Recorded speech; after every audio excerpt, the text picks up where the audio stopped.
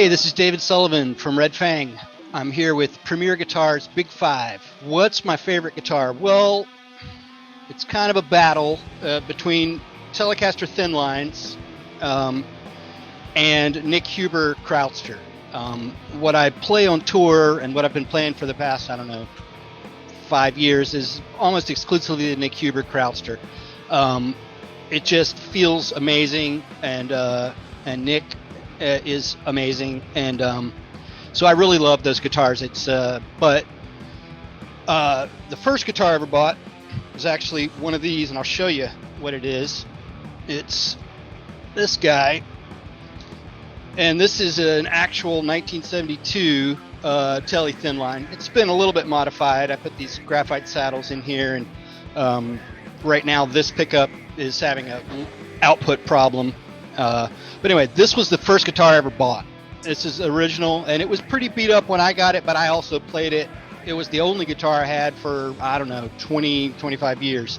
So this was my first guitar, and I still love it. I don't take this one out on tour anymore because it's an original 72, and I did, for the first few years of Red Fang, use this. But, playing, I sweat a lot, and we don't have guitar tech, so I'd have to, clean it off as good as I could, and then put it back in the case, and then in the back of the van, and it was just a lot of it was a harsh environment for this guitar. So this one stays at home now, but let me put this back. But so I love Teles, but especially the Tele Thin Lines because they have the two humbuckers.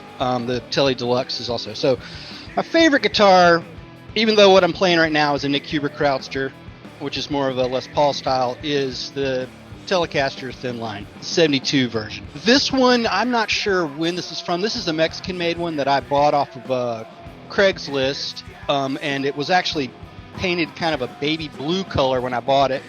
And so I took it apart and sanded it down and refinished it.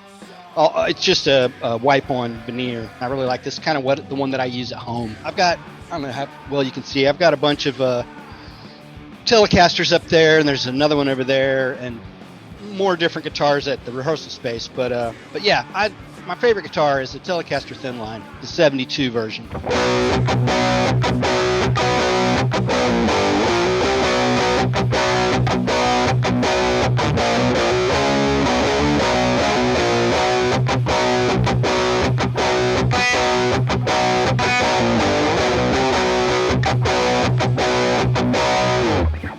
Anyway, it's just a beefy sound, even though it looks like I think most people would say this is kind of a country-looking guitar, and Teles, I guess, are sort of associated with that, although there's a lot of metal and rock players that play Teles also. But yeah, I don't know what I like about it. Well, one thing I do like about it, and it's really noticeable on that original 72, is that the radius is really small on some of them. I have this one's I'll show you another one. This is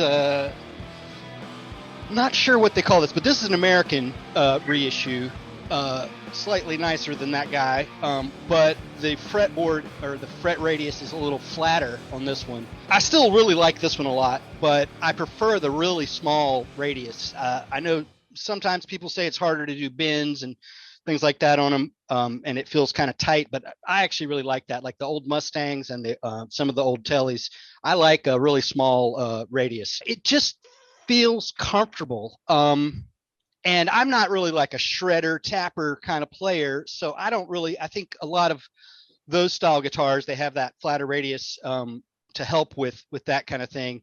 But I really prefer a much smaller radius. It just feels comfortable, basically, and then that helps me not have to think about, what I'm doing. I can just be doing it. What is my Desert Island album? That's a really tough one. I guess right now I might say Masters of Reality by Black Sabbath. Another one an album that I have come back to throughout the years is Harvest by Neil Young. I love that record. It's great.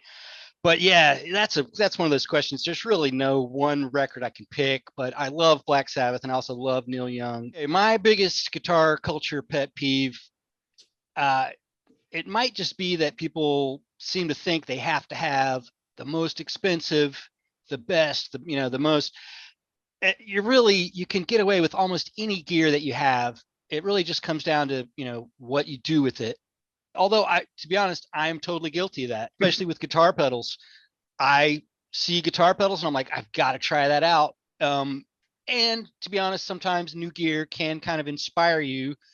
You get a new pedal, some new sounds you're not used to, and it might make you write a new riff or a new song. But yeah, I think kind of the obsession with expensive gear specifically, it doesn't have to be expensive. I mean, you want something roadworthy, you want something solid, but there's so many great amps out there and great guitars. I guess maybe that's it. It's kind of people they're always looking for a holy grail, like the holy grail amp, the holy grail pedal, the holy grail guitar. And I understand that because I've kind of done that, with certain things. Use what you've got, and it's usually way more than you need. Oh, let's see, one that might shock. Well, I think Neil Young might be a shock to some people, although I think a lot of people like Neil Young. Elliot Easton from the Cars, that guy is amazing, and I don't think he gets enough credit. So he's another one that I really like that people might not expect. He's amazing. The Cars are amazing, and his solo stuff in there. I mean, he can do like that chicken picking stuff in a solo where he's doing like rock and roll stuff and like just amazing. That guy's really good. Um, Here's another one that people might not expect, but Joe Walsh from James Gang and the Eagles. That guy, he might be.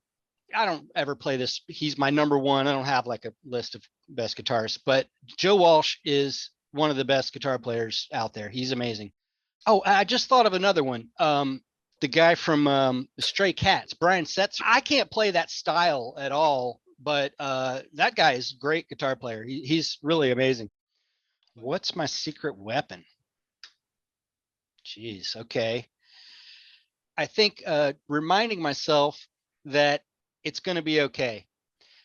That's kind of my secret weapon. Basically, I get nervous, and I still do get nervous before we play and before recording and even things like this. But I just have to go like, you know what? It's going to be okay. You don't have to worry about it. It's live music, and there's going to be, human mistakes that happen. Sometimes you'll see like, I can't think of an example, but something happens on stage and they're struggling and they get back in right before the chorus, and it's like kind of like, yeah, they did it.